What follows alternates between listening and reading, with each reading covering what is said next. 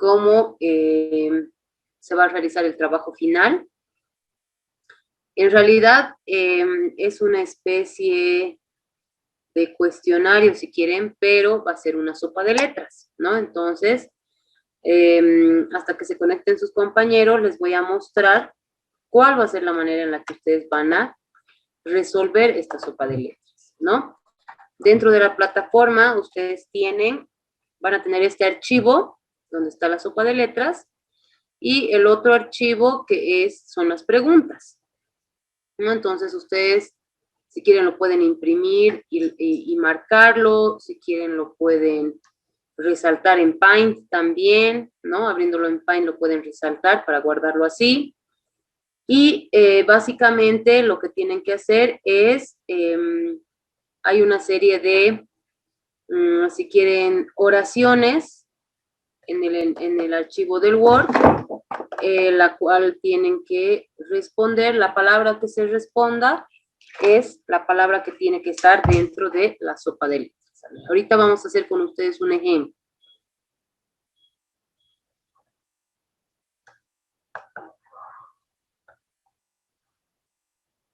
A ver, ¿cuál es la condición de que uno esté sujeto? No, mejor les voy a leer cómo está en el archivo Word. Uno sencillo, a ver, ¿quién me responde? ¿Qué se llama el convenio que tiene por finalidad la de evitar que se aplique una misma renta, a una misma renta un doble gravamen?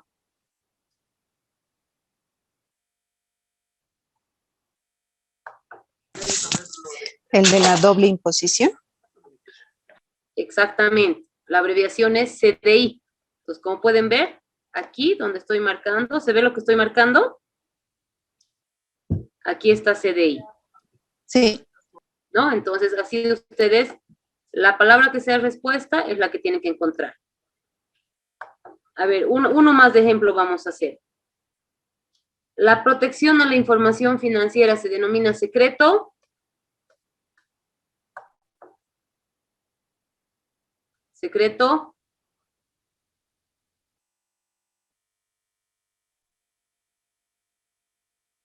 A ver, Wendy, Valeria. La protección a la información financiera se denomina secreto y ahí completan la palabra. ¿Cuál sería la palabra? Secreto bancario. Exacto. Entonces aquí pueden ver, está bancario, ¿no? Entonces así de esa manera van marcando la palabra que es respuesta y lo vuelven a subir a la plataforma del curso, ¿ya? Entonces este sería el trabajo final. Los otros dos trabajos ya saben que son en el primer caso un ejercicio práctico de residencia y en el segundo es básicamente la exposición de su criterio respecto al tema de paraísos fiscales, que es un tema que ahora vamos a ver y vamos a completar con un video que les va a dar un mejor panorama para ampliar el criterio que ustedes tienen respecto a este tema que es paraísos fiscales. Ya entonces ese sería el trabajo final, ¿no? Esta sopa de letras.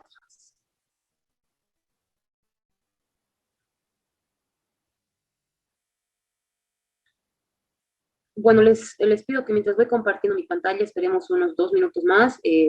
La licenciada Karen de la Fundación IDEA se va a conectar justamente en 2 minutos más para darles algunas, entiendo, indicaciones o algunos temas.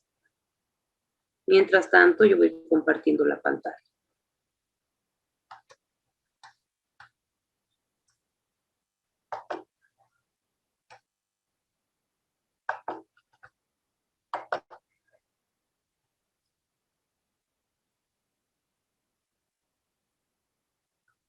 Ya, se puede ver, ¿no es cierto?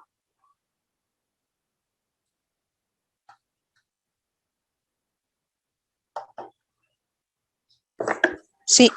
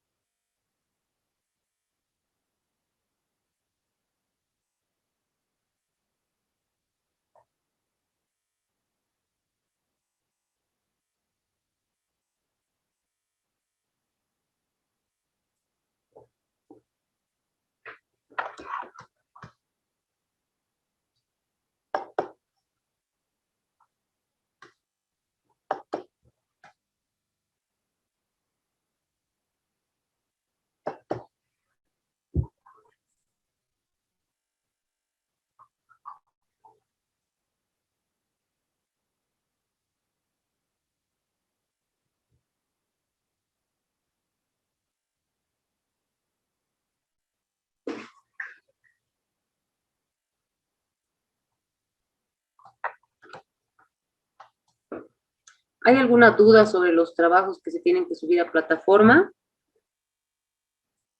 Antes de comenzar.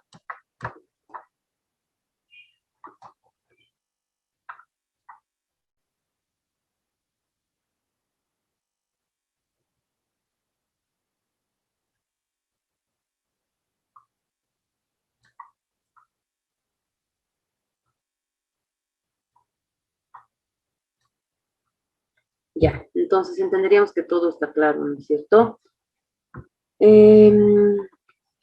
Bueno, como les decía, la licenciada Karen tenía que conectarse, me imagino que ella se va a conectar en unos minutos.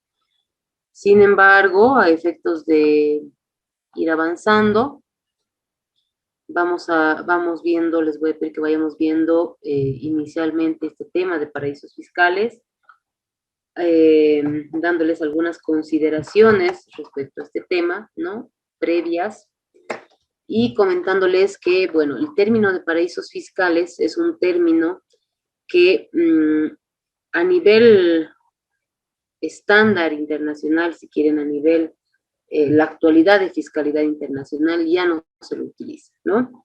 Sin embargo, hay países como el nuestro o como algunos países latinoamericanos que siguen utilizando lo que es este término de paraísos fiscales, eh, si quieren, como es un término que genera, ¿no?, cierta incomodidad en algunos países.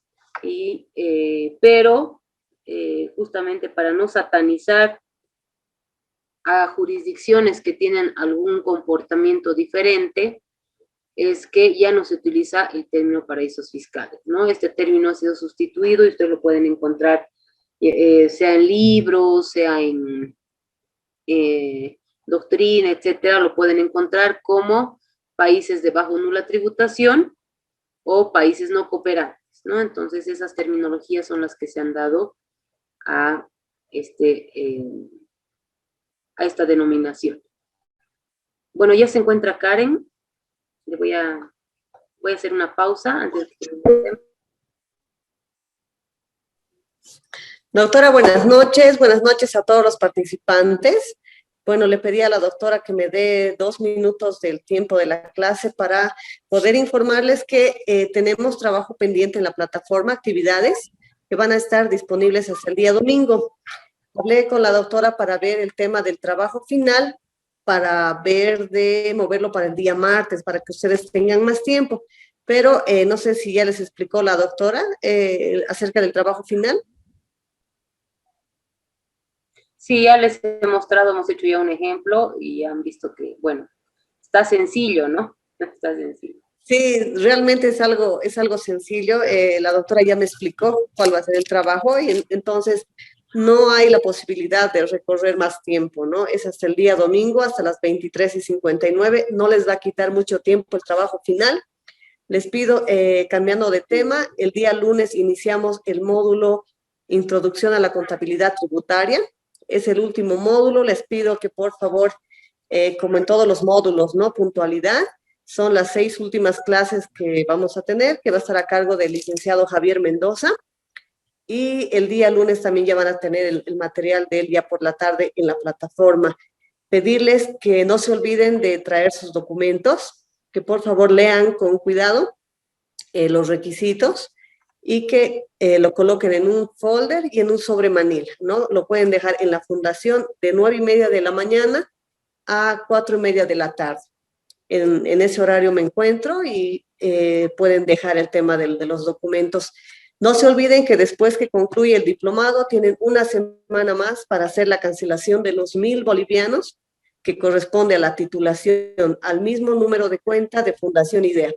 De todos modos voy a colocar el número de cuenta en el grupo de WhatsApp para las personas que han cancelado al contado el tema de las mensualidades. Y pedirles también que el tema de las mensualidades ya tendrían que estar canceladas hasta el último día de clases. ¿Alguien tiene alguna consulta respecto al material? O, perdón, respecto a los documentos, al pago. ¿Alguien tiene alguna consulta?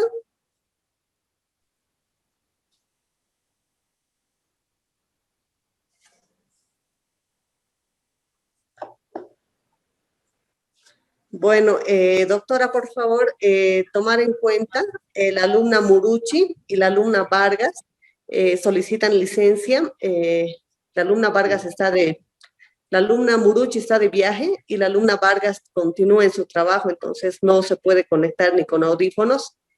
Ellas se comprometieron a escuchar la clase grabada. Eso es todo, doctora, le agradezco mucho. Buenas noches a todos y cualquier duda o consulta el fin de semana me pueden escribir o llamar a mi número de este celular. Gracias, buenas noches. Gracias, buenas noches, Carlos.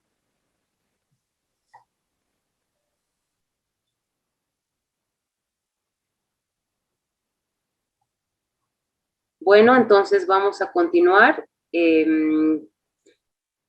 Ya viendo el tema de paraísos fiscales, ¿no? Como les decía, este tema, bueno, esta denominación, ¿no? Ya no es comúnmente utilizada, tanto en artículos como en los mismos países, en la normativa de los mismos países, ¿no? Por este tema de que ha sido mal visto también este denominativo. Entonces, muchas veces van a encontrar a los paraísos fiscales a los que antes denominados paraísos fiscales como países o jurisdicciones con nula tributación o jurisdicciones no cooperadas, ¿no? Entonces, bueno, vamos viendo a qué vamos a denominar paraíso fiscal, ¿no? Manteniendo, digamos, este término que actualmente acá se lo usa todavía. Entonces, vamos a ver que paraíso fiscal puede ser un país, puede ser una región, una jurisdicción, ¿no? Un estado que tiene regímenes favorables o que establece ventajas fiscales, tanto a personas que son naturales como jurídicas, pero principalmente que son no residentes. ¿Esto qué quiere decir? Que hay un trato diferenciado cuando son no residentes, ¿no? Es un trato favorable. Uno podría pensar que lo que quiere esta región o este país o este estado es impulsar la inversión posiblemente, ¿no? Pero lamentablemente las condiciones bajo las cuales se han ido dando este tipo de ventajas han ocasionado en todo caso el perjuicio de otros estados, ¿no? Y vamos a irlo viendo también. ¿Qué características podemos encontrar en estos países o en estas regiones de baja o nula tributación? Bueno, generalmente vamos a encontrar que, como les decía, existen beneficios fiscales. ¿Esto qué quiere decir? Que hay rebajas impositivas para no residentes que se constituyan en su jurisdicción. Pero aquí un detalle, muchas veces estas empresas que se estarían constituyendo en esas jurisdicciones, que van a llegar a ser residentes o establecimientos permanentes en esas jurisdicciones, no necesariamente desarrollan la actividad. Es decir, no hay un desarrollo efectivo de la actividad, ¿no? En ese estado, en ese país, en esa jurisdicción. Es por eso que comúnmente en este tipo de lugares encontramos las denominadas empresas de papel, ¿no? O empresas fantasmas. ¿Por qué? Porque si bien tienen toda su estructura ahí constituida, tienen la escritura de constitución, cumplen con poderes de representación, etcétera, no existe ningún tipo de actividad económica ahí, en esa jurisdicción, en ese país, ¿no? Podemos encontrar hasta movimientos bancarios, pero sin que efectivamente se esté dando la actividad económica, ¿no? Es por eso que llama la atención que en este tipo de países existan este tipo de beneficios, ¿no? Y como pueden ver, ¿qué va a ser importante en estas jurisdicciones en todo caso? Va a ser el intercambio de información, ¿no? El intercambio de información es un elemento primordial que va a dar transparencia a esa jurisdicción. Por lo tanto, el hecho de que existan algunas limitaciones o dificultades para acceder a la información en estas jurisdicciones es que va a evitar que haya transparencia. Va a evitar o va a ayudar en todo caso a ocultar información, ¿no es cierto? Es por eso que si quieren, se camuflan en estas jurisdicciones empresas o multinacionales que crean sucursales en estas jurisdicciones a efectos de perder el rastro de cierto movimiento económico financiero que puede tener el grupo corporativo, ¿no? Un elemento importante es, primero les decía, que exista una constitución, pero no una actividad económica. Y dos, que no pueda haber la posibilidad de un intercambio de información, es decir, no hay transparencia en sus estructuras, ¿no? No hay transparencia de información en sus estructuras estatales, ¿no? Otro elemento importante, otra característica que va a ser importante, va a ser que tengan leyes o prácticas administrativas que no permitan también este acceso al intercambio efectivo de información. Es decir, que no tengan, por ejemplo, una sistematización de la información, que es importante a efectos del intercambio mismo, ¿no? Como habíamos visto, el intercambio de información puede darse a través de administraciones tributarias en el marco de convenios internacionales. Habíamos visto que en los convenios de doble imposición, por ejemplo, permiten este intercambio de información, pero no solamente tenemos los acuerdos o los convenios de doble imposición, también tenemos convenios de intercambio de información que se firman entre estados y actualmente inclusive tenemos un acuerdo multilateral de intercambio de información.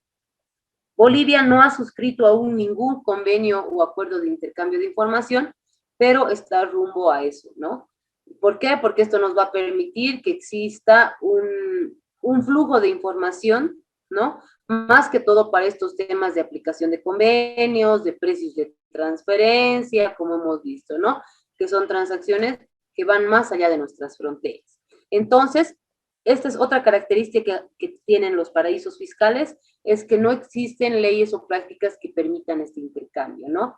Entonces, evidentemente, van a ser pocas jurisdicciones que puedan tener convenios de doble imposición y seguramente no encontraremos que existan acuerdos de intercambio de información.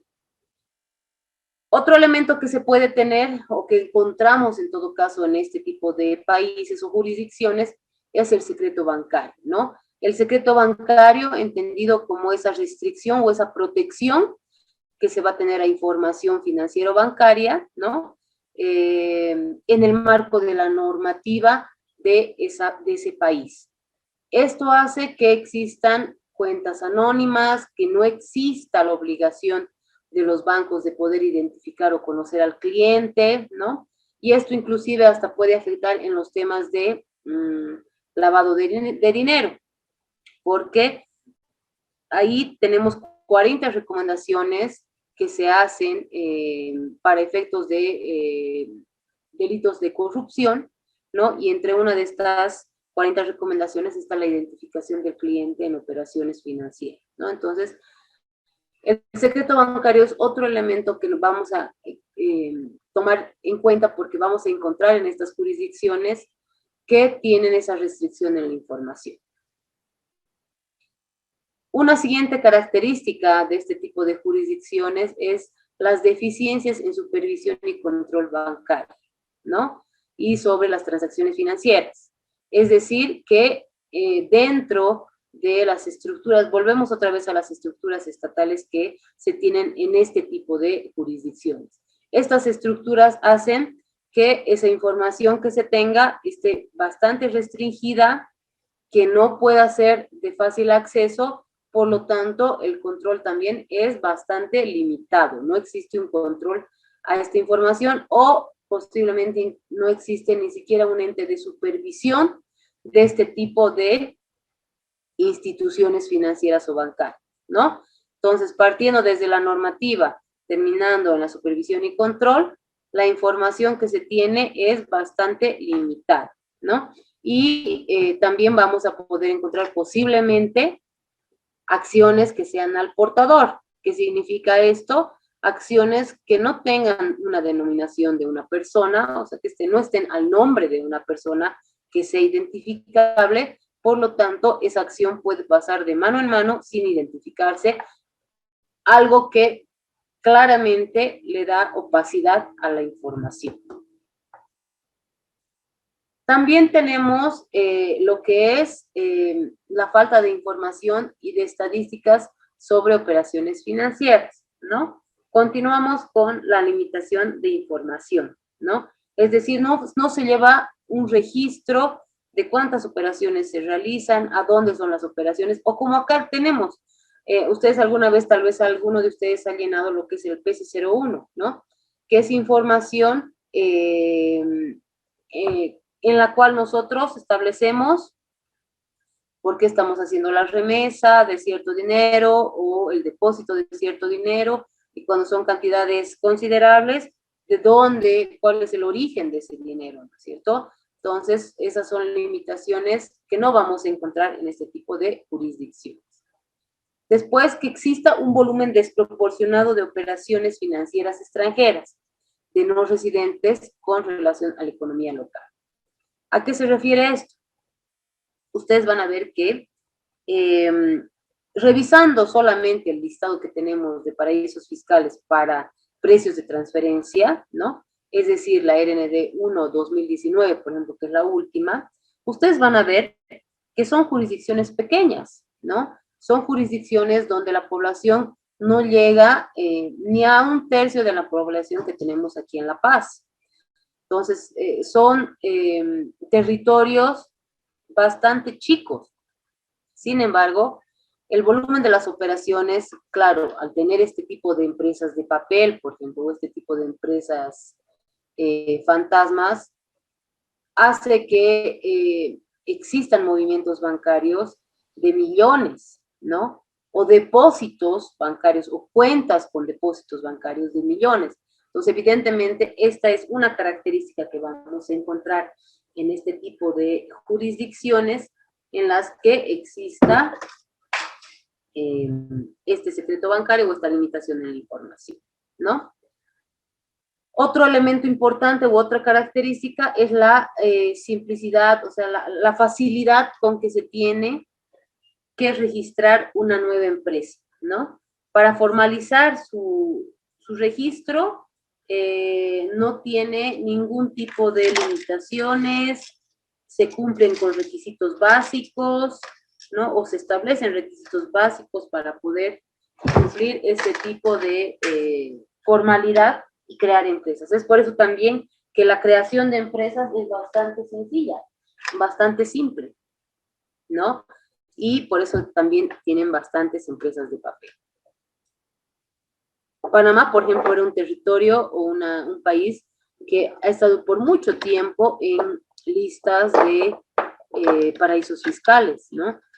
Panamá tenía secreto bancario, tenía bastantes deficiencias estatales, tenía, y también se encontró bastantes empresas de papel.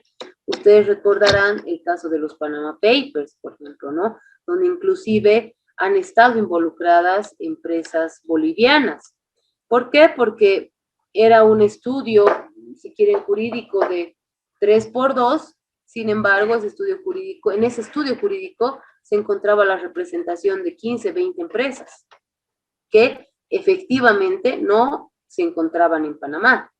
Entonces, como pueden ver, ese tipo de deficiencias que para algunos casos son facilidades, ¿no? Para este tipo de personas que tratan de ocultar cierta información, entonces vamos a ver que tienen ese tipo de comportamiento. Otro elemento que se tiene es la ausencia de penalización o tolerancia a la práctica de blanqueo de dinero y otras deficiencias formativas. ¿A qué nos referimos con esto? ¿No? Justamente con esas facilidades que otorgan para poder crear empresas, para poder tener movimientos bancarios, etcétera, no existen sanciones cuando se encuentran algún elemento de blanqueo de dinero, ¿no? Como pueden ver aquí en la fotografía, muchas veces estas jurisdicciones sirven exclusivamente para eso, ¿no? Para ocultar dineros de corrupción, para hacer lavado de dinero, para ocultar ganancias ilícitas, ¿no? y obviamente el país no tiene un control respecto a de dónde provienen estos dineros, por lo tanto, no hay una penalización, no va a haber una investigación y raramente no va a haber ningún tipo de delito en ese caso, ¿no? No vamos a encontrar posiblemente normas como las nuestras, como la ley Marcelo Quiroga, ¿no? O un código penal sólido, etc. No vamos a encontrar. Y todo esto también va a derivar en que exista una deficiencia en la colaboración con otras autoridades fiscales y judiciales. Al no existir normativa para hacer intercambio de información, o en todo caso, al no existir estructuras para hacer intercambio de información, es que vamos a encontrar que no hay una colaboración, una coordinación entre sus autoridades, autoridades de estas jurisdicciones y autoridades de otros países, los cuales necesitan información. Pónganse que nosotros tenemos un caso de precios de transferencia con una vinculación en las Islas Caimán, ¿no? Obviamente no tenemos como país ningún convenio con las Islas Caimán para que nos brinden información, pero peor aún si nosotros pedimos, pónganse el registro comercial o mercantil de una empresa y pedimos extractos bancarios, etcétera, ¿no? A la administración tributaria en las Islas Caimán. Primero, por el tema normativo no nos va a dar, ¿no? No nos van a dar porque no hay un marco legal para que se desarrolle ese intercambio. Y segundo, no se va a dar tampoco esta información porque no tienen estructuras que sistematicen esta información. En la actualidad, cuando nosotros hacemos un intercambio de información con otro país, ¿no? Con otra administración tributaria, se tienen que cumplir evidentemente con varios criterios, varios estándares internacionales para obtener esa información. Pero el avance que tienen otras administraciones tributarias hace que la información se dé de manera más fluida, ¿no? Entonces, eso es lo importante cuando hacemos un intercambio de información, porque además que el intercambio de información nos va a permitir llegar a determinaciones más certeras en cuanto a las obligaciones tributarias de un contribuyente, ¿no? Entonces, eso es importante. Entonces, veíamos que estos países son de bajo uno la tributación, pero ahora, ¿qué significará que son de bajo uno la tributación? Significa que estos países, como veíamos desde el inicio, desde la definición de paraíso fiscal, van a tener alícuotas, tasas, por debajo de las tasas generales de los países, ¿no? Han visto en el cuadro que les he mostrado en las diapositivas de precios de transferencia, veíamos que hay tasas que tienen los países que van desde el 25% como la nuestra, hasta el 40-45% en alícuota, ¿cierto? Entonces, ahí pueden ver que hay una tasa estándar, más o menos un promedio de un 30% a 35% en tasas del IUE o del impuesto sobre las sociedades, ¿no? Pero en estas jurisdicciones, o bien no hay impuesto sobre las utilidades de las empresas, o bien ese impuesto, por ser no residente, se reduce en un 50% o menos, ¿no? Es decir, son tasas realmente bajas, ¿no? Y todo esto lo hacen o lo dan, o ese tratamiento fiscal favorable les dan por ser no residentes, ¿no? Es decir, por ser extranjeros. O en muchos casos, ¿qué van a hacer? Van a brindar una exención total o parcial, perdón, este tipo de contribuyentes, ¿no? Entonces, como pueden ver, esto de alguna manera se va a tornar atractivo para grupos corporativos que quieran reducir su carga fiscal, ¿no? Es por eso que en las planeaciones fiscales internacionales casi siempre entra una jurisdicción de estas características, ¿no? Ya sea para ser un país de paso o para ser un país que solamente se encargue de ciertas transacciones, etcétera, ¿no? Ahora veamos un poquito cómo está nuestro panorama respecto al tema de paraísos fiscales. Vamos a ver qué deficiencias tenemos nosotros como país. Y bueno, a ver, les pregunto antes de que entremos a este tema. ¿Ustedes creen que Bolivia podría ser considerada un paraíso fiscal?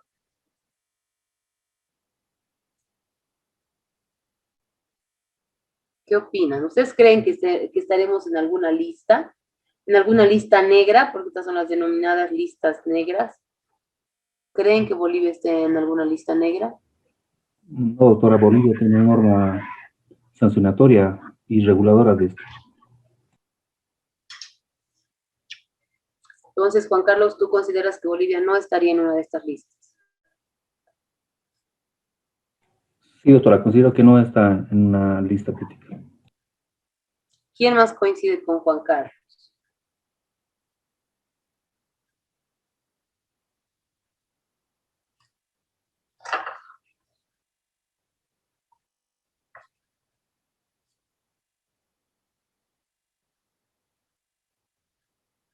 A ver, ¿quién más?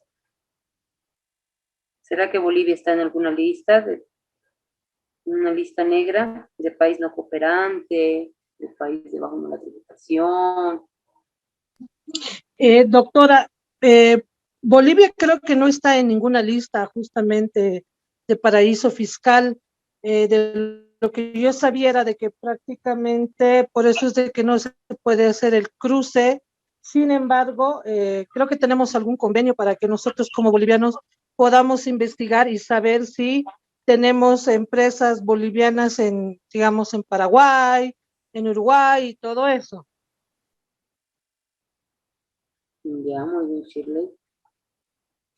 Bueno, ahí comentarles, antes de que entremos a los elementos que inciden en cómo nos vemos como país, comentarles que desde la gestión 2015 más o menos, estamos en la lista negra de Portugal, ¿no?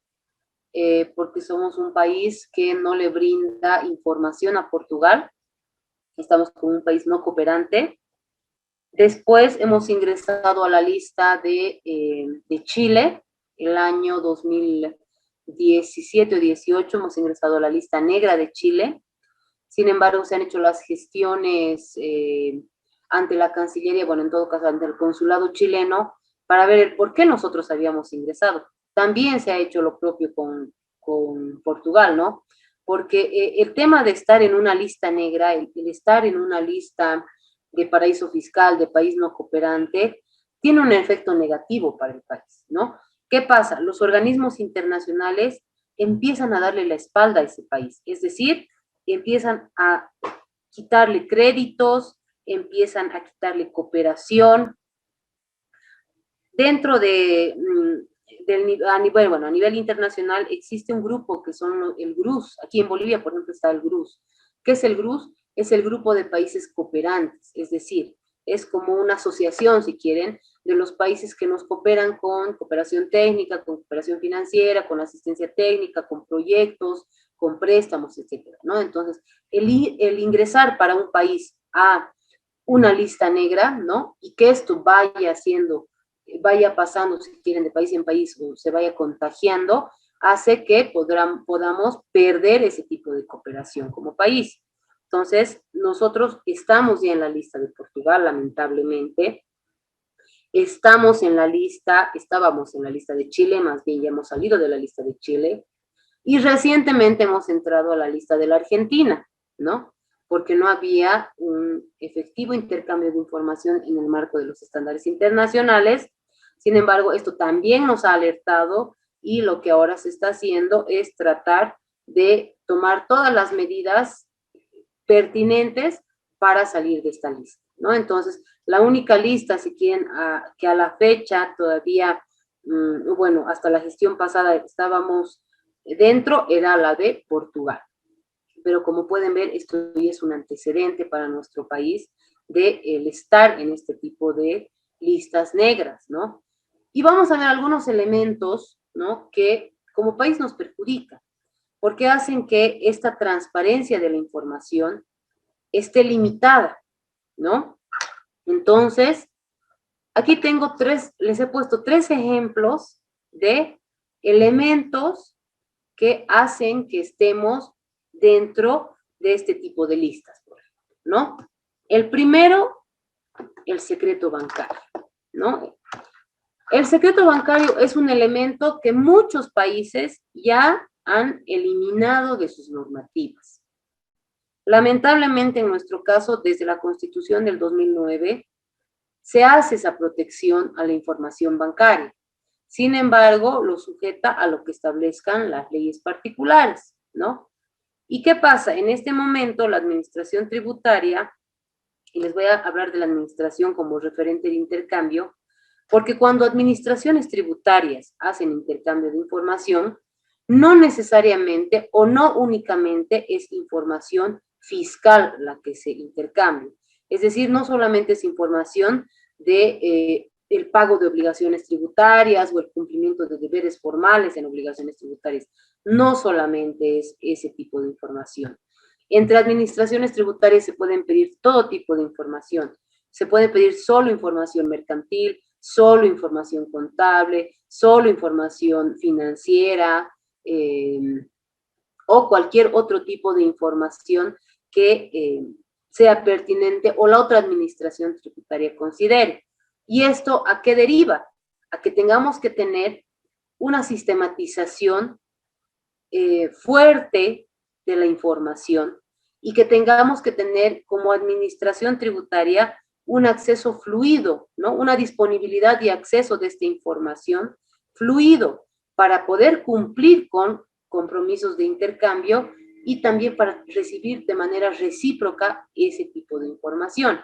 Entonces, nuestra ley de servicios financieros, en el artículo 473, aún limitaba, y bueno, todavía limita un poco, pero limitaba hasta la gestión 2020, limitaba lo que era el acceso a la información bancaria para la administración tributaria, me refiero, limitándola a que solamente podíamos acceder a información siempre que exista un proceso de determinación en curso, ¿no? Es decir, si yo necesitaba conocer información por un intercambio, por ejemplo, que me hayan solicitado, no la administración, la Autoridad de Supervisión Financiera, la ASFI, no me daba la información mientras yo no abro un proceso a ese contribuyente. Entonces, imagínense, abrir un proceso de determinación sin una inteligencia fiscal solamente porque necesito información para intercambiar, no es correcto, ¿no es cierto? Nos salimos ya del marco normativo. Por lo tanto, era una limitación inclusive para poder acceder a suscribir más convenios internacionales de intercambio. Ahora, ¿qué pasa cuando se promulga la ley del IGF, del impuesto a las grandes fortunas? Ahí se establece una apertura un poco mayor para el tema del intercambio de información o de información financiera, porque la modificación que establece cabalmente esta ley hace referencia a que se puede intercambiar información, es decir, las entidades financieras puedan otorgar información a la administración tributaria no solamente cuando hay un proceso en curso, sino también para cumplir obligaciones de intercambio de información internacional o para la investigación de las grandes fortunas. Entonces, como pueden ver, nuestro secreto bancario, si bien aún lo tenemos, pero por lo menos ya ha tenido una apertura mayor, ¿no? De alguna manera se ha reducido el alcance de este secreto bancario, lo cual es positivo para el país porque hace que nos veamos como un país transparente, con información que puede ser intercambiada. Por lo tanto, los países van quitándonos de esas listas negras, ¿no? Y van permitiendo que se suscriban también convenios entre los países, ¿no? En este caso, entre Bolivia y otros países. ¿Cuál es el otro elemento que nosotros todavía tenemos como normativa? O en todo caso, carecemos de normativa para poder identificar, es el beneficiario final. Y ustedes dirán, ¿qué es el beneficiario final? Este beneficiario final es un término que también se lo utiliza en delitos de corrupción o en todo caso en la normativa de antilavado de dinero, ¿no? De delitos anticorrupción, etcétera. que hace referencia a la persona natural. El beneficiario final siempre va a ser la persona natural que se encuentra al final de la cadena de recepción de utilidad, ¿no? ¿Qué quiere decir esto? Es la persona natural última que es propietaria de determinado capital social o de determinado beneficio, utilidad, ingreso, etc. Así como veíamos que dentro de la vinculación directa o indirecta podían haber empresas intermedias, ¿no? En la vinculación indirecta, por ejemplo, había empresas intermedias. Con el beneficiario final es lo mismo. Se empiezan a formar esquemas donde estas personas naturales utilizan palos blancos, como se dice, ¿no? Y a través de estos palos blancos empiezan a crear más y más empresas, pero al final del camino, ¿a quién le llega la utilidad? Es a esta persona natural. Por eso el beneficiario final siempre va a ser la persona natural. No existe la posibilidad de que hayan personas jurídicas, porque igual estaremos perdiendo información. Entonces, ¿qué pasa? Los países, inclusive a nuestro alrededor, es decir, nuestros países vecinos, han empezado a establecer mecanismos de control de este beneficiario final, mecanismos de registro de este beneficiario final, cosa que en Bolivia no ocurre. A la fecha nosotros no tenemos un registro de beneficiario final, por lo tanto no conocemos quién es esta última persona natural que en definitiva va a recibir el ingreso, si es un nacional o si es un extranjero, ¿no? Porque ¿qué es lo que nosotros vamos a ver a simple vista? Vamos a ver la empresa creada, el fideicomiso por detrás, posiblemente algún otro tipo de institución más arriba, etcétera, ¿no? Son, como les digo, esquemas, ¿no? Que se van creando, que inclusive van pasando de país en país, ¿no? Sin embargo, el beneficiario final se encuentra al final del camino en alguna jurisdicción o posiblemente en la misma, ¿no? Y ese registro sí nosotros deberíamos tenerlo para efectos de control en cuanto a empresas, ingresos, impuestos, pago de impuestos, ¿no? Gravámenes, etcétera, ¿no? Entonces, esta es una deficiencia que, como pueden ver, también promueve la opacidad en la información. ¿Qué quiere decir?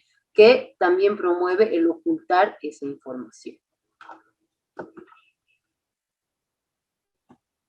Y por último, hay otro elemento que es también importante. Bueno, aquí lo que les estoy mostrando son los elementos más relevantes, si quieren, de ocultamiento de información o de falta de información, digámoslo así. Porque no es que no queremos mostrar esta información. Otra cosa es que las condiciones se dan para que nosotros no mostremos o no podamos tener acceso a esa información. Y el elemento, este otro elemento que se encuentra aún vigente en nuestro Código de Comercio es las acciones al portador, que lamentablemente significa que las acciones no lleven el nombre del titular.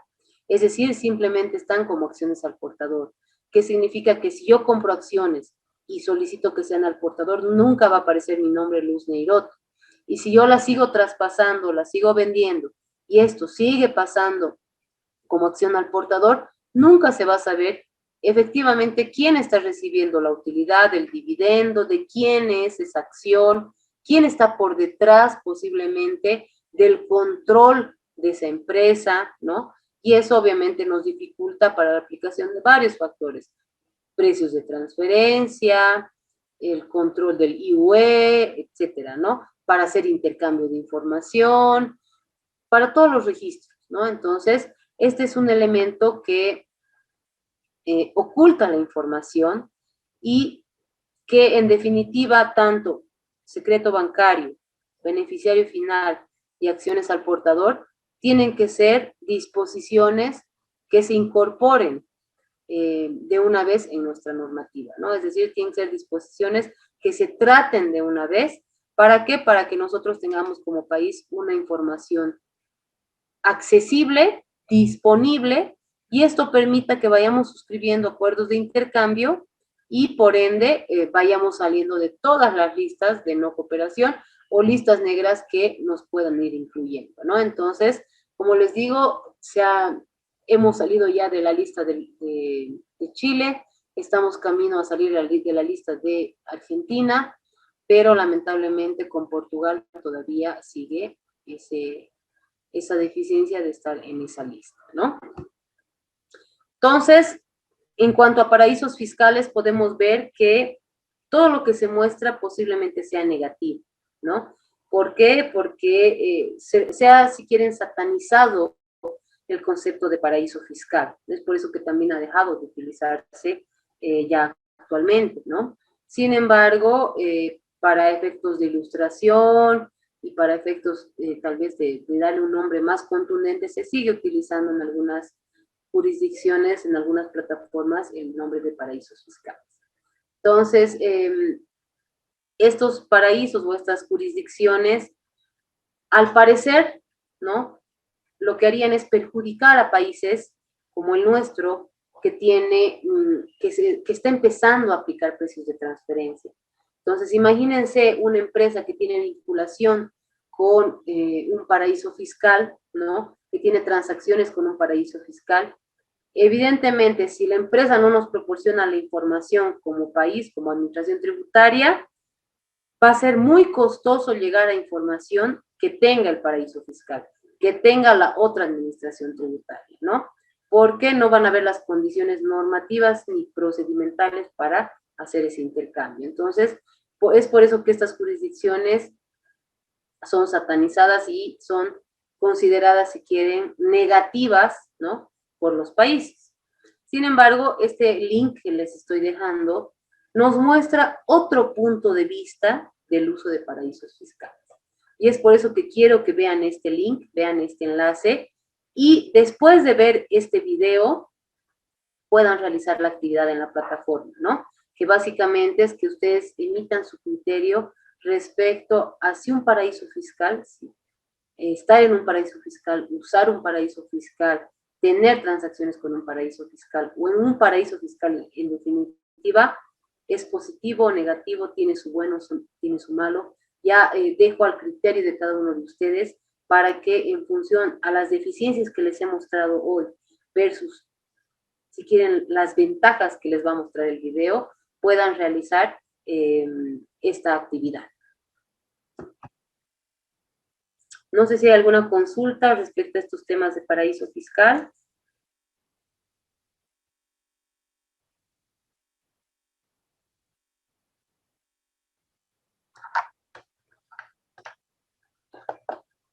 ¿Alguna duda, consulta? ¿Comentario tal vez?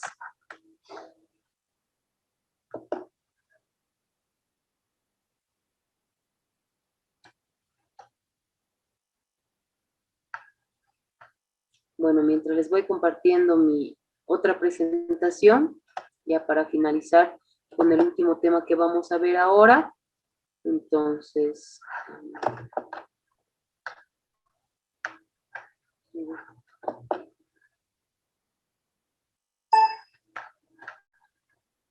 ¿se puede ver?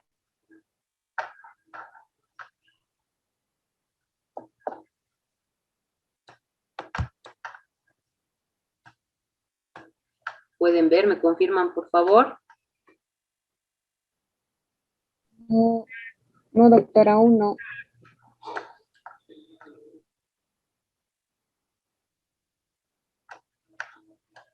A ver, nuevamente vamos a ver.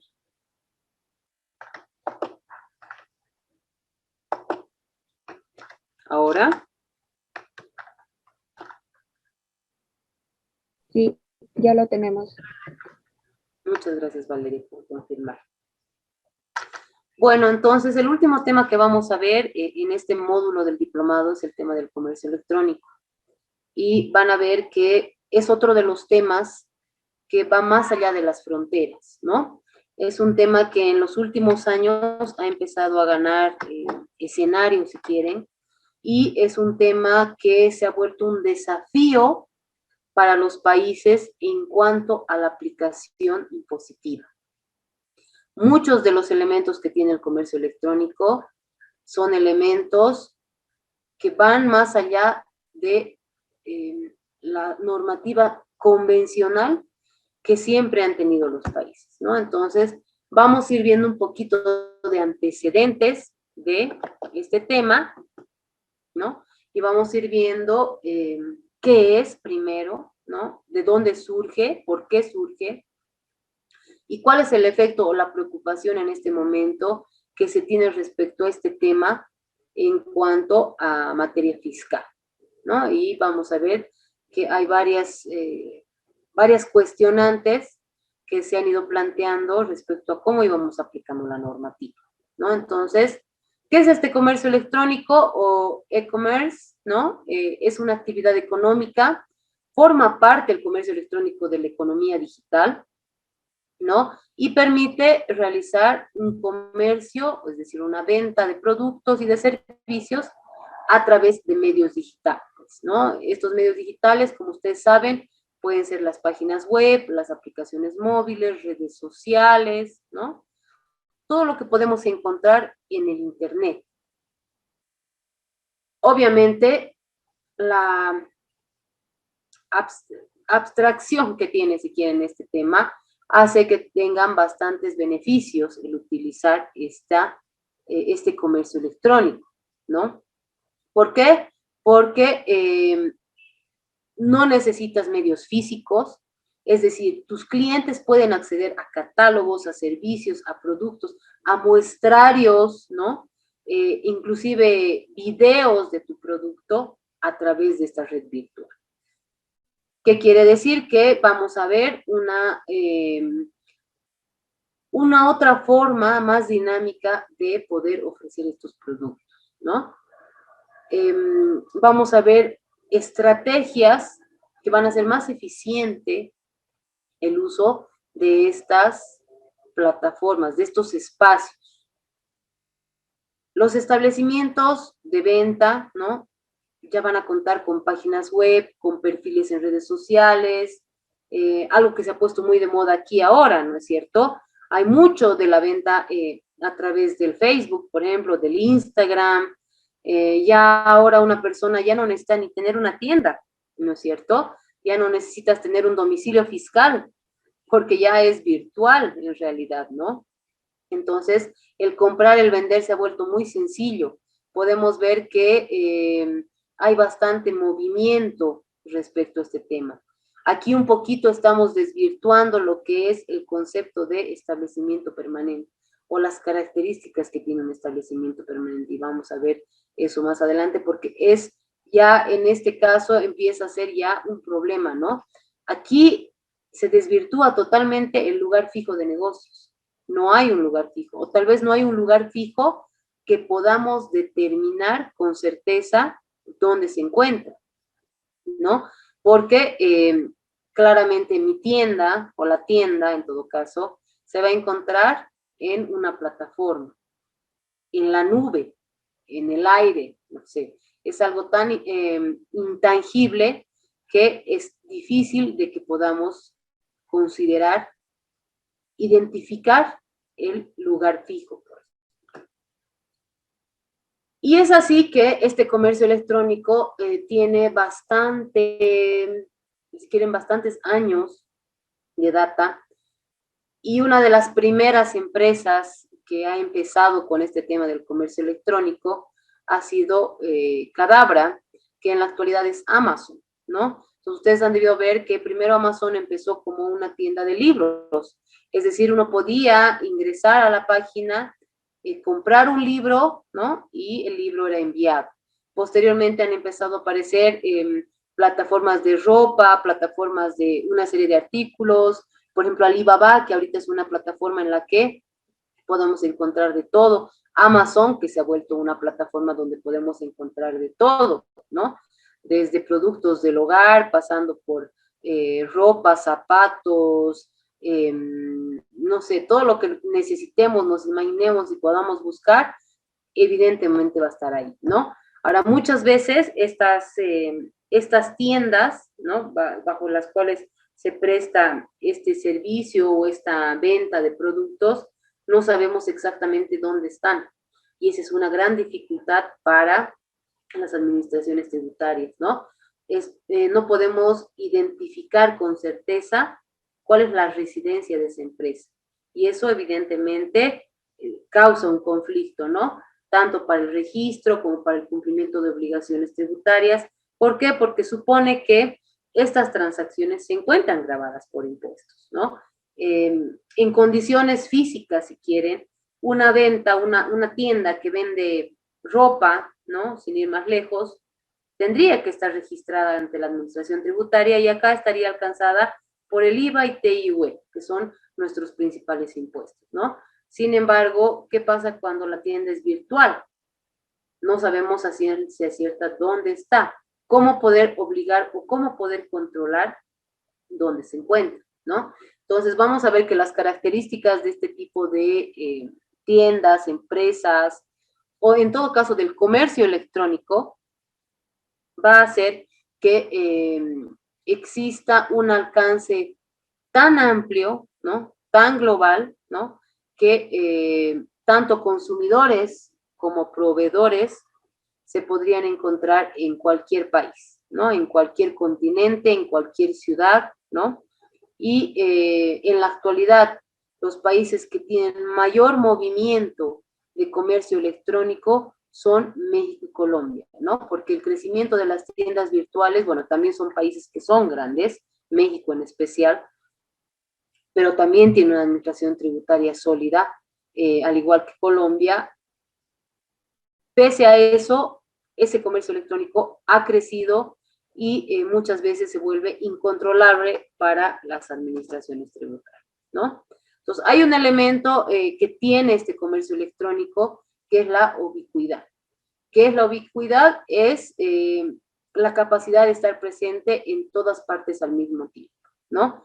Y cabalmente las tiendas que se encuentran dentro del comercio electrónico tienen esta característica o se enmarcan en esta definición, ¿no? Es decir, al estar en la nube, yo aquí en Bolivia, en La Paz, Bolivia, otra persona en Colombia, otra persona en el Perú, otra persona en el Desaguadero, puede ingresar a la tienda, puede interactuar con la tienda, ¿no? Entonces, hay una ubicuidad dentro de este comercio electrónico que hace más ágil y favorable, evidentemente, para la compra o para la adquisición del bien o servicio que estemos buscando, ¿no? Entonces, es una tienda que además, bueno, además que el otro beneficio, si quieren, que se tiene en el comercio electrónico, perdón, es el tema temporal, ¿no? En una tienda física tenemos horarios de atención, sin embargo, en una tienda virtual, la tienda está abierta a las 24 horas, ¿no? 24/7, como se dice. Y esto va a ser independientemente donde se encuentre el proveedor y donde se encuentre el usuario, ¿no? Pero vamos a poder acceder, si yo hoy 3 de la mañana ingreso a Amazon y compro, no sé, un par de gafas, de seguro la transacción se va a realizar, se va a hacer el cobro de mi tarjeta de crédito, de débito, y con seguridad en 15 días están mis gafas aquí, ¿no? Entonces, este es un elemento bien importante dentro del comercio electrónico que a la final puede ocasionar algunas desventajas para las administraciones tributarias, ¿no? Hay una retroalimentación constante entre consumidores y las marcas, ¿no? Entonces, la interacción, la interactividad que existe en el comercio electrónico también es otro factor que puede generar, si quieren, un reducido o limitado control, porque ustedes van a ver que en este tipo de tiendas existe una interacción inmediata con quién es el proveedor en cuanto a características, en cuanto a devoluciones, ¿no? Y eso también hace que nuestra normativa, nuestros procedimientos que se enmarcan, por ejemplo, en el tema de facturación, a nivel mundial, ¿no? No solamente en Bolivia, queden obsoletos, ¿no? Porque no permiten posiblemente una interacción tan ágil, ¿no?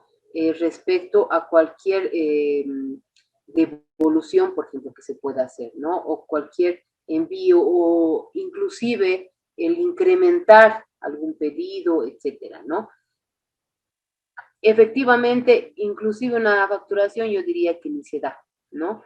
Porque si alguno de ustedes alguna vez ha hecho algún pedido por internet, yo lo he hecho y jamás me ha llegado una factura, ¿no? Entonces, este es un elemento que, claro, hace que se pierda el control por parte de los gobiernos y del control de obligaciones fiscales, ¿no? Entonces, el uso del comercio electrónico nos va a dar flexibilidad, simplificación, un acceso a la información rápido, fluido, y también va a ser una menor inversión, ¿no? Porque vamos a estar desde la comodidad de nuestro hogar buscando lo que necesitamos. Entonces, como pueden ver, desde el punto de vista del consumidor y también desde el proveedor, tiene bastantes ventajas el comercio electrónico.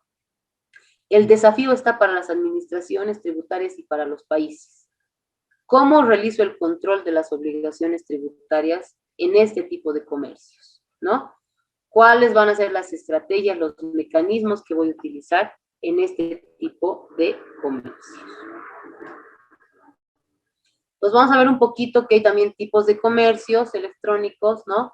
Que ya se han ido clasificando. El tema del comercio electrónico cada vez va creciendo, avanzando más, y podemos ver que tenemos, por ejemplo, el e-commerce business to business, que significa que es comercio electrónico entre negocios, entre empresas, ¿no? No hay una relación con el consumidor final. Si quieren, esto es entre mayoristas, ¿no? O sea, entre empresas grandes, un comercio directo. Tenemos también el business to consumer, que aquí ya estamos hablando de empresas o negocios que tienen una relación con el consumidor final, ¿no? Con los usuarios finales, ¿no? Es, por ejemplo, todos esos proveedores que nosotros vamos a encontrar en Amazon, en Alibaba, en todas esas plataformas, las que nos ofrecen un producto o un servicio, vamos a encontrar este tipo de comercio electrónico.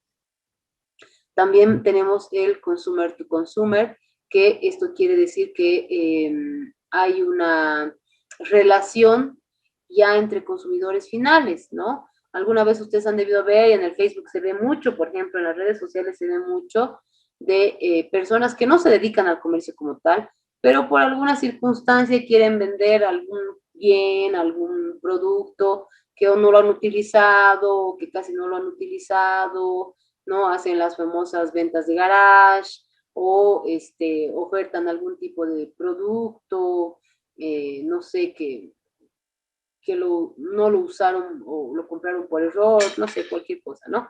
Entonces, son ventas ocasionales que se dan a través de este comercio electrónico por consumidores, ¿no? De consumidor a consumidor.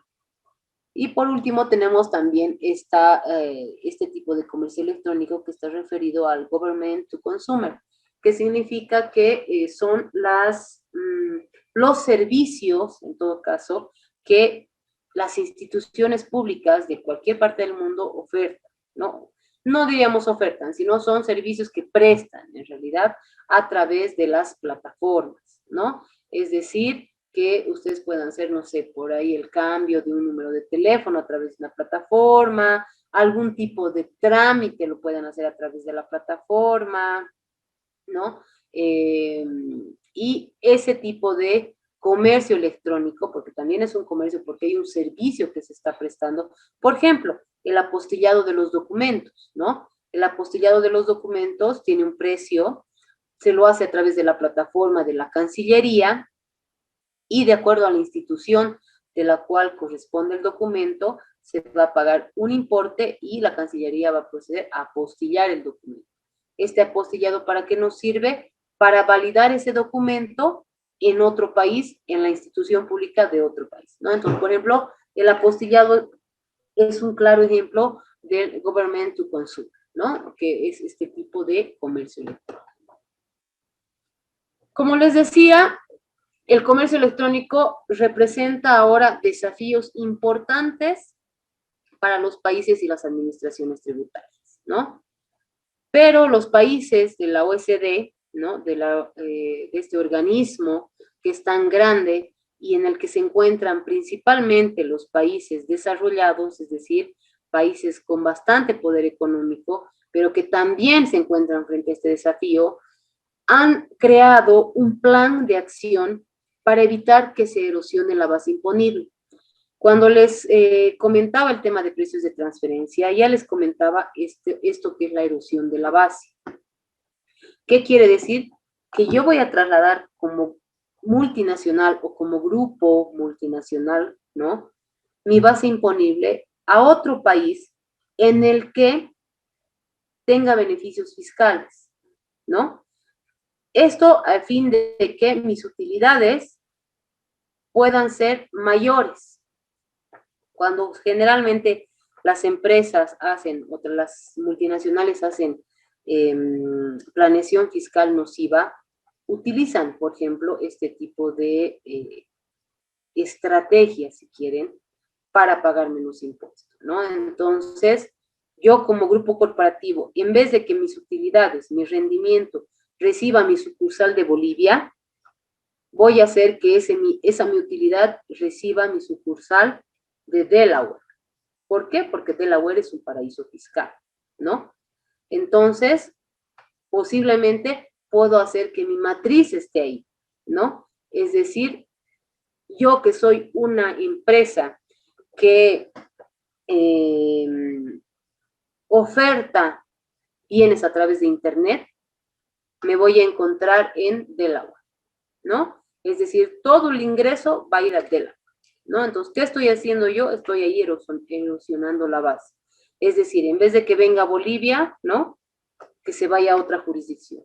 Eso es la erosión de la base imponible. Entonces, estos países de la OECD justamente hacen un plan de acción. Son 15 acciones en las cuales se establecen algunas sugerencias para los países o para que los países trabajen, ¿no? En ciertos desafíos y se pueda establecer algún mecanismo, si quieren, mundial, ¿no? Es decir, que lo apliquen todos los países o la mayoría de los países y poder controlar de alguna manera este tema, ¿no? Entonces, una de las acciones, la primera acción justamente es la acción número 1, ¿no? Las acciones dentro de este plan BEPS pasan por una serie de temas, ¿no? Pasan por temas de convenios de doble imposición, hay disposiciones para precios de transferencia, para instituciones híbridas, para el tema de establecimiento permanente, etcétera, ¿no? Pero la acción número 1 justamente aborda los retos de la economía digital para la imposición. Y como les decía, el comercio electrónico forma parte de la economía digital, ¿no? Entonces, lo que quieren con esta acción justamente es abordar algunos temas, como por ejemplo el artículo 7 de los convenios de doble imposición. Y se acordarán que este artículo 7 es el tema de beneficios empresariales, ¿no? Entonces, existe con la economía digital y principalmente con el comercio electrónico una desmaterialización de la transacción. Es decir, ya no sabemos dónde está efectivamente la transacción. Y como pueden ver, esto también va a derivar en que no podamos cumplir con los elementos que nos establece, por ejemplo, el artículo 7, respecto al establecimiento permanente o la residencia. En este caso, no sabemos bien si hay o no establecimiento permanente. Las condiciones no se cumplen de establecimiento permanente. ¿Por qué? ¿Qué pasa si yo, por ejemplo, Netflix, yo soy usuaria Netflix, hago un pago mensual, ¿no? Estoy suscrita, hago un pago mensual, me prestan el servicio de manera mensual, es más, tengo un contrato por un año, ¿no? Entonces, ¿qué pasa con esto? ¿Es una actividad lucrativa? ¿Es una prestación de servicios? Claro que es.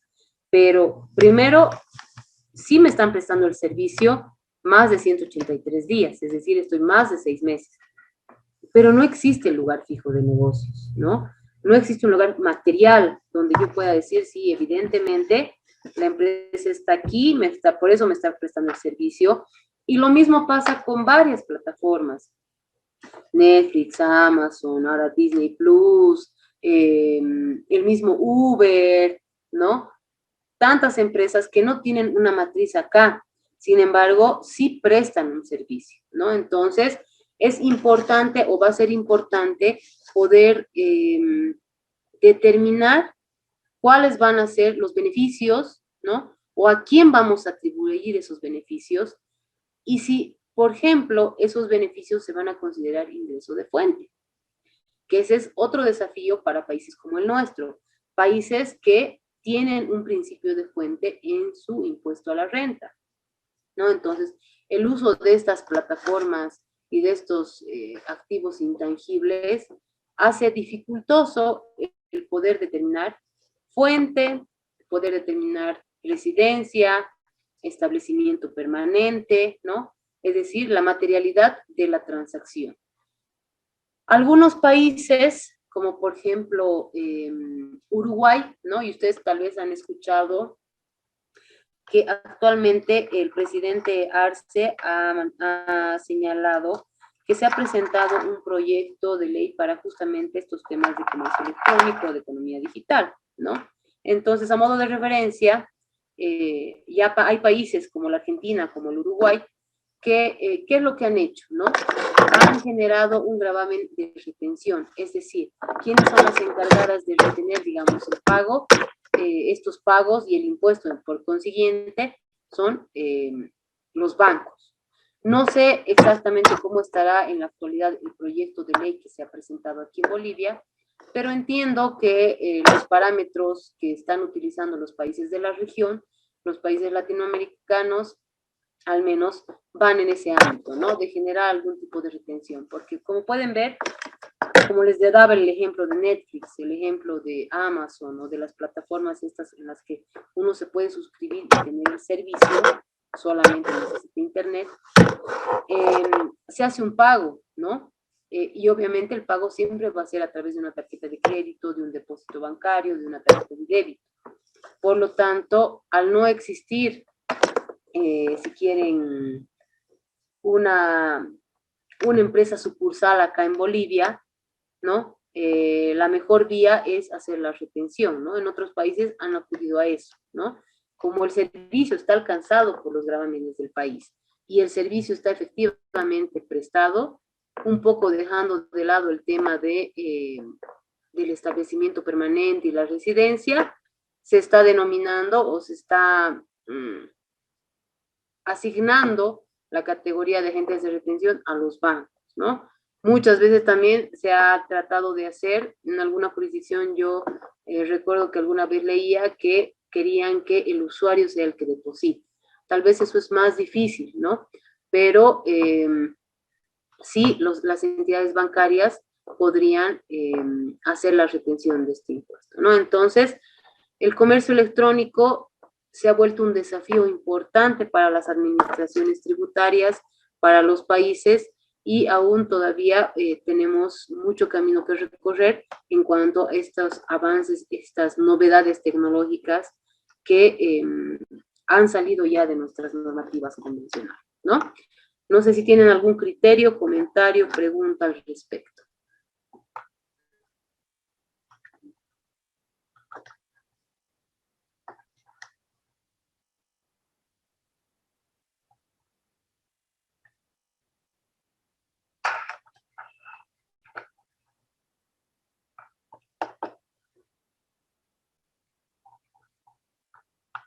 Nadie, ninguna consulta de alguno de los dos temas.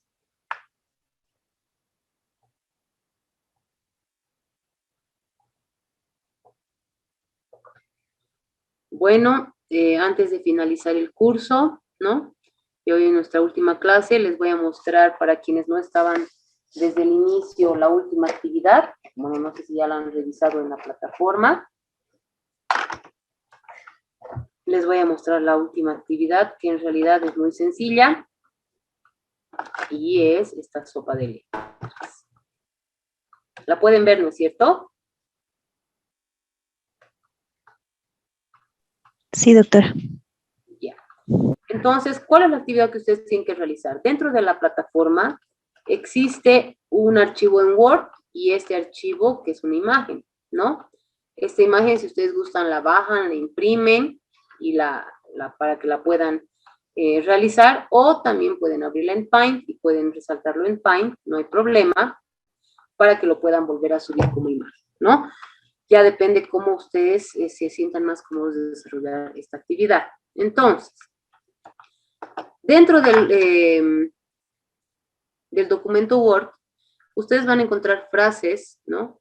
O algunas oraciones que derivan en una palabra. Por ejemplo, a ver, una que hemos encontrado hace rato. La protección a la información financiera se denomina secreto.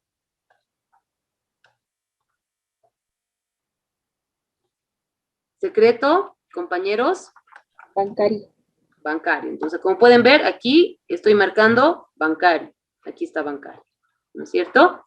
Entonces, ustedes van a encontrar en esta sopa de letras la respuesta a cada una de las oraciones que se encuentra en el archivo Word. Van a ver que es muy sencillo. Todas las palabras que están dentro de esta sopa de letras las hemos visto, las hemos avanzado, ¿no? O se encuentran en las diapositivas. Entonces, de esa manera van a desarrollar este trabajo final que, como pueden ver, es muy sencillo, ¿no? Entonces, ¿quién obtendrá el puntaje total? Es quien encuentre las 15 palabras, ¿no? Entonces, les dejo esta actividad en la plataforma, que va a ser la final, y más las otras dos actividades que tenemos, ¿no? No sé si hay alguna consulta sobre este trabajo.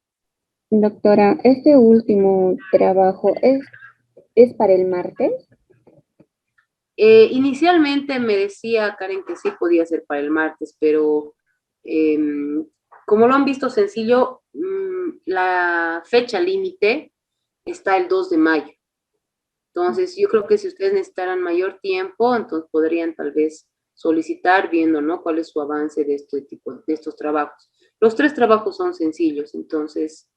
Todo hasta el domingo, entonces. sí, hasta el domingo. Uh-huh.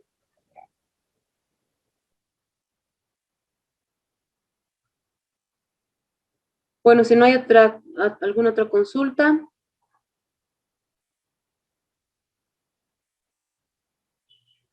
Bueno, les agradezco por su tiempo estas 2 semanas, por su paciencia, por su participación, y bueno, desearles éxitos en la conclusión de este diplomado, y cualquier momento ya nos estaremos viendo.